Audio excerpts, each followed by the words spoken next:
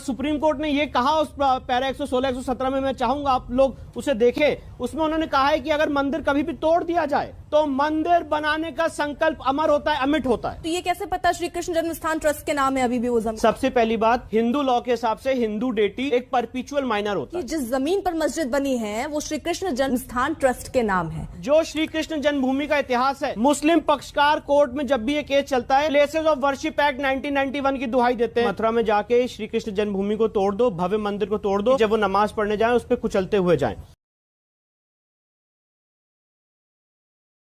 कल जन्माष्टमी था और जन्माष्टमी के दिन ही मथुरा में जो कई सालों से विवादित ढांचा का जो वहां पे जिक्र किया जा रहा है कि शाही ईदगाह मस्जिद जहां पे कृष्ण का कारागार हुआ करता था, उसी के ऊपर बनाया गया है। और ये जिहादी प्लेसेस ऑफ वर्शिप एक्ट 1991 का दुहाई देके ये कहने की कोशिश करते हैं कि वहां पे मस्जिद था तो मस्जिद ही रहेगा, क्योंकि इसको बनाया ही इसलिए गया था इस कानून को कि कोई भी मंदिर मस्जिद ना तोड़ा जाए, जैसा था वैसा ही रहने दिया जाए। लेकिन कल योगी आदित्यनाथ जी मथुरा गए हैं और वहां पे बड़ा ऐलान कर दिया है कि यहां पे अगर राज्य सरकार चाहे तो उस एक्ट को बदल सकते हैं। तो इसी पर विष्णु जैन जी ने देखिए किस तरह से अपनी बात रखी है। और अब तो सुप्रीम कोर्ट का जज भी बोल रहा है कि वहां पे मंदिर बनना ही चाहिए। तो ये बहुत बड़ी उपलब्धि है हिंदुओं के लिए। तो इस वीडियो को आप अंत तक देखिए। पहले इस वीडियो को देख लेते हैं, फिर आगे बात करते हैं। ये जो हमने याचिका की है, ये सबसे पहले भगवान श्री कृष्ण विराजमान की तरफ से की है, क्योंकि हमारा याचिका में कहना यह है कि जिस तरह से वहां पे भगवान का मंदिर तोड़ा गया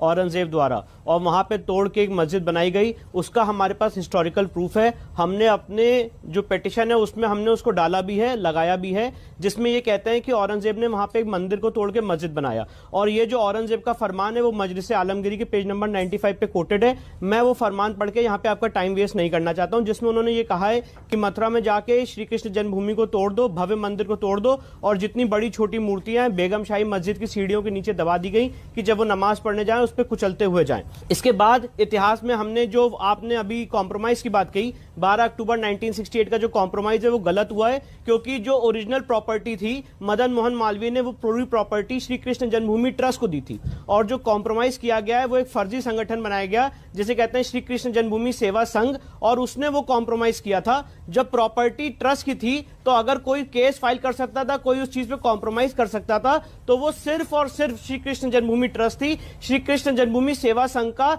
इस कॉम्प्रोमाइज से कोई लेना देना नहीं हो सकता है। और यही सारी बातें हमने न्यायालय में रखी हैं। और मैं एक महत्वपूर्ण मुद्दा और आपके सामने रखना चाहता हूं।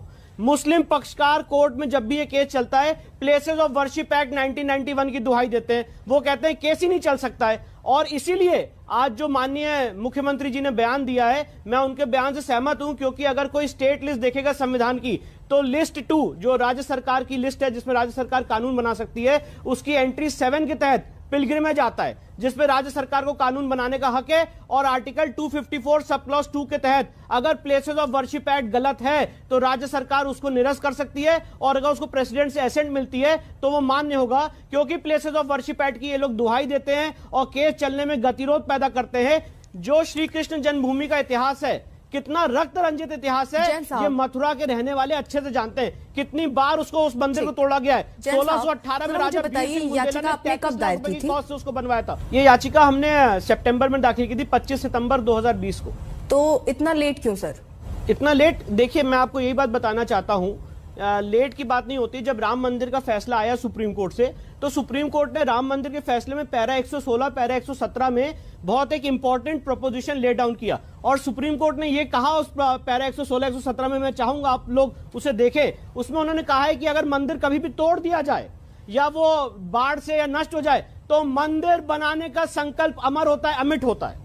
और उसी प्रपोजिशन को आगे बढ़ाते हुए हमने एक केस दायर किया है। सुप्रीम कोर्ट का फैसला 9 नवंबर 2019 को आया है, और हमने जो केस फाइल किया उसकी रिसर्च करने के बाद, उसको स्टडी करने के बाद 25 सितंबर 2020 को फाइल किया है। इसके अलावा मैं एक बात और कहना चाहता हूं। नहीं हिंदू सर, ये जो आप बात बता रहे थे 1968 में जो श्री कृष्ण जन्मस्थान सेवा संस्थान और शाही ईदगाह प्रबंधन समिति के बीच जो समझौता हुआ, जिसको आप गलत बता रहे हैं, ये समझौता तो आपको पहले से पता था। आप ये भी कह रहे हैं कि जिस जमीन पर मस्जिद बनी है वो श्री कृष्ण जन्मस्थान ट्रस्ट के नाम है।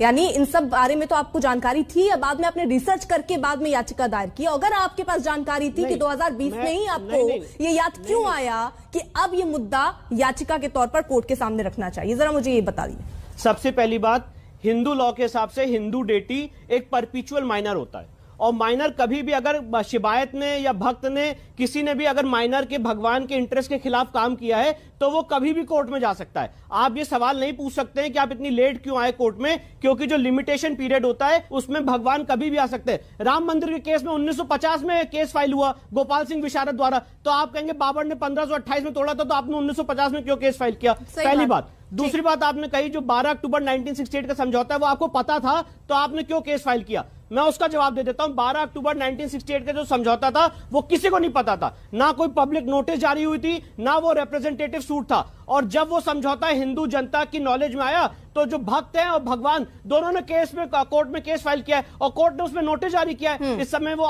मथुरा की सिविल जज डिस्ट्रिक्ट जज के किसी को नहीं पता, तो ये कैसे पता श्री कृष्ण जन्मस्थान ट्रस्ट के नाम है अभी भी वो जमीन? ये आप किस ग्राउंड पर कह रहे हैं? ये इस ग्राउंड पे कह रहा हूं क्योंकि हमारे पास कॉन्क्रीट डॉक्यूमेंट्री प्रूफ्स है, जिसमें जब ये ट्रस्ट बना था, जो सेठ जुगल किशोर बिरला थे उन्होंने मदन मोहन मालवीय से वो सारी प्रॉपर्टी 13,400 रुपए में खरीद के वो सारी प्रॉपर्टी ट्रस्ट में निहित की थी। ट्रस्ट डीड में भी ये बात लिखी हुई है। उस समय ट्रस्ट वर्चुअली डिफंक्ट हो गया था, श्री कृष्ण जन्मभूमि ट्रस्ट, और उन्होंने कोई आवाज नहीं उठाई।